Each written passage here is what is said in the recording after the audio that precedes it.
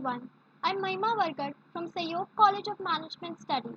I'm a student of second year Business Administration, and today I'm here to talk on a topic which we all are familiar with and we should try to deal with it. You all must be wondering what I'm talking about. I'm talking about stress and stress management. So every individual has various kinds of stress till his last breath. Having stress is very normal. What is not normal is to keep it unsettled and making it more worse. So today we'll discuss about it more and we'll discuss how to cope up with the stress we are having in our lives. So what is stress? Stress is basically a state of mental tension and pressure that is caused by various kinds of problems in our life or at work or due to other things. Stress is something that causes a deep feeling of anxiety or worry. Stress is our body's way of reacting to any kind of pressure or any kind of demand. To understand more better, let's take an example. Suppose a girl is working on an important project which is due soon, and she is being asked continuous questions by her senior based on that project. That will develop a kind of tension between her. That is called stress. Another example is hypertension, which can result from a reaction to a certain situation in which a person may feel traumatized or pressurized. That is what is stress. Types of stress. Now, as you can see here, there are three types of stress. Number one is acute stress. Now, what is acute stress? The word acute here means the symptoms develop quickly but they do not last for a longer period of time. Acute stress is one of the least damaging stress. It is the most common stress and that is good because a person faces this type of stress multiple times in a day. For example, an alarm clock going off, or a new assignment at work, or a phone call which needs to be answered when you are relaxing at a couch and your phone is across the room. Another stress is episodic acute stress. Now, what is episodic acute stress? When acute stress happens frequently, it is known as episodic acute stress. A person who seems to have crisis always tends to have episodic acute stress. For example, a person lost his job, then he developed certain health conditions. Then he also faced certain problems in his relationship. That is called as episodic acute stress. Now the third one here is chronic stress. Chronic stress includes ongoing demands, threats, pressures, worries that seem to be going on forever. Chronic stress is harmful on a person's life and happiness. Sometimes a person may seem used to chronic stress and he may say they don't notice it, but it continues to wear them off and it has a negative effect on that person's health and happiness. Signs of stress. Now there are various signs of stress like headache, other aches and pains, sleep disturbance, anxiety, anger, irritation all the time.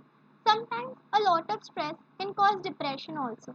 Feeling overwhelmed and out of control, feeling moody, tearful, difficulty in concentrating in anything are the various signs of stress which needs to be acknowledged from time to time. Now we all are aware of the current situation we are in. Due to COVID-19, each and every one are facing a lot of stress.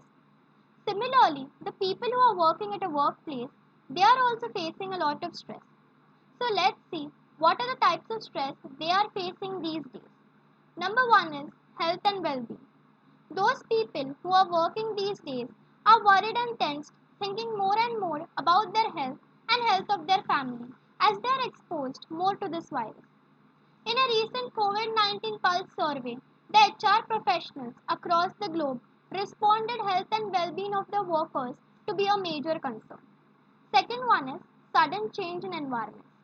We humans have a certain comfort zone and when we are taken out of it, we panic. We get stressed.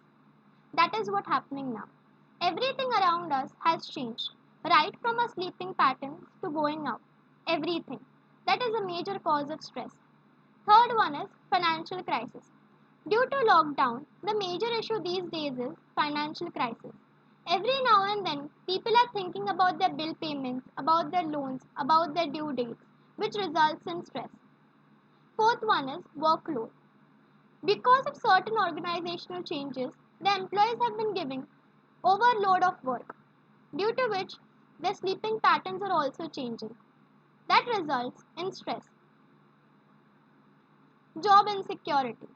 Social distancing is very important these days, because of which organizations also have certain guidelines to keep only a minimum number of employees working, because of which the employees have constant fear of losing their job. That is again a major cause of stress. Changing working methods. Work from home has been applied.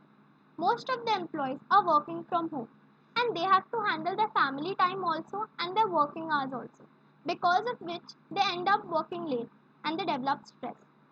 Uncertainty. Uncertainty is also a major cause of stress. We are not aware what will happen in the future. Our plans, everything has been devastated.